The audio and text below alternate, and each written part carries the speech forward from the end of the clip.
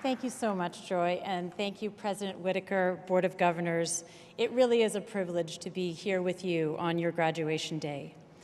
I want to congratulate you all on your achievement, and congratulations also to your families and to your friends and instructors who share with you today in your success.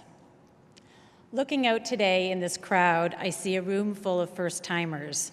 Some of you are receiving your first post-secondary diploma, certificate, or degree. For some, you are the first person in your family to receive post-secondary education at all, a very special thing. Many of you are graduating from departments that literally didn't exist 2 decades ago. Web development, interactive media, game development. You are at the cutting edge of human intelligence. You will get jobs with titles that your parents don't understand. This summer at family barbecues, you will have to explain to your bewildered uncles and aunts that you now qualify to be a Unity 3D application developer, a GIS analyst, a user interface web architect. Good luck with that.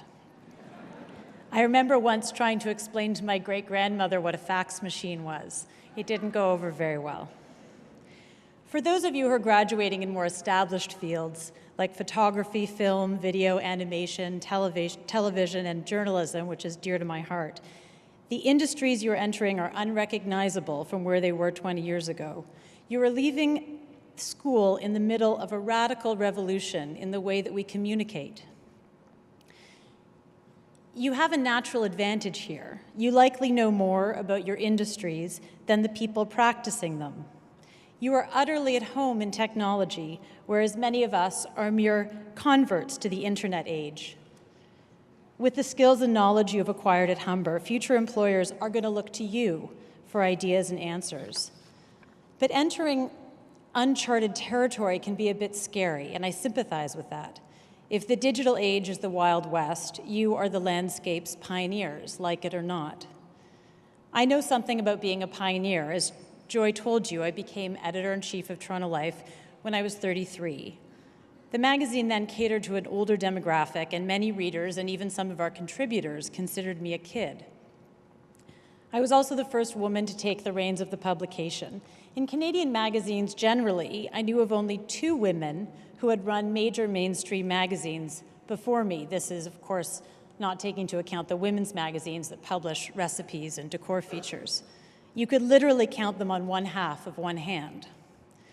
Soon after my appointment was announced, I received enthusiastic congratulations from older women journalists who viewed me as proof of progress, and younger female journalists who said they were glad I'd broken the glass ceiling. I confess I found all this noise around my appointment somewhat confusing. Only once did I experience what you might call sexism.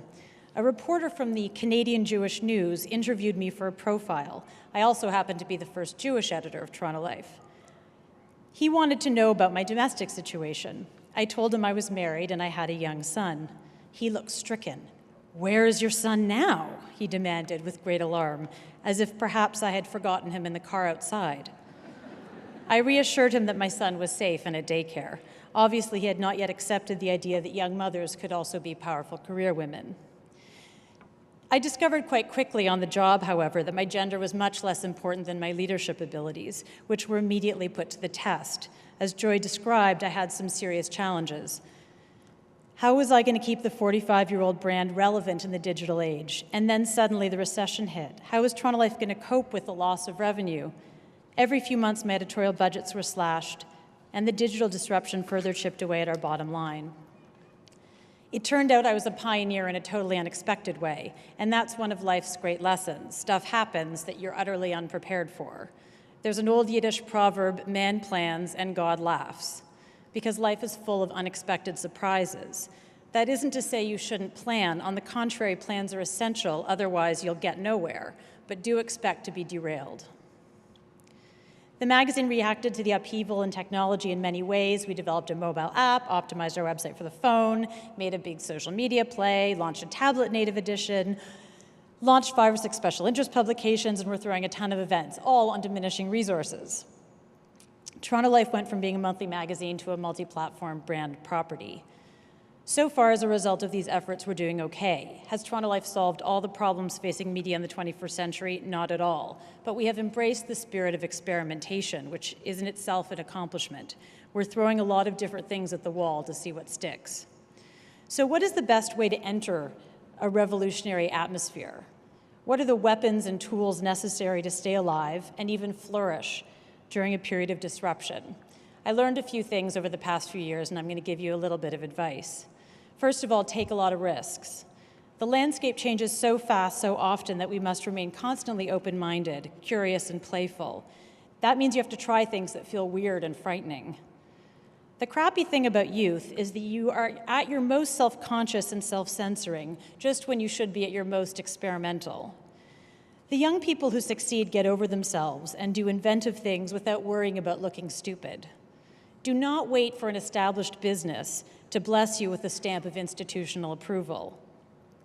Legacy publications like mine look at the cool stuff young people are doing at small startups and steal their best ideas.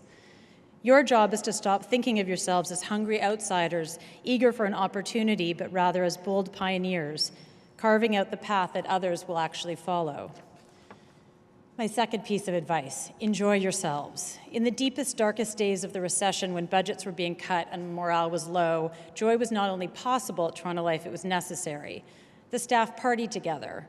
We stayed late and ordered takeout and drank beer and worked and half joked around.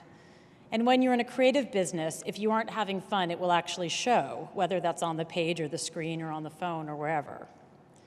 My third piece of advice, surround yourself with other creative people. Who you work with will make a very big difference in your life. For one thing, you spend more time with your colleagues than you do with family. So you better enjoy them. They will either bring out the best in you or the worst. Even those of you who will work freelance will need a community, and I encourage you to choose them wisely. Surround yourself with people that inspire you. And here I echo something President Whitaker mentioned earlier. Do find the time to think. I recently joined Twitter, and I love it. I learned fascinating stuff from the endorsements of friends. I love the intimate, casual way you can share ideas with strangers. Overall, I love living in the digital age when you can check email anywhere and be in touch with anyone, get lost on the web following one link to another. But sometimes I need to tune it out. In my family, my husband and I try to put aside one day a week of no screens to communicate better with each other, pay better attention to the present, and do things in slower motion.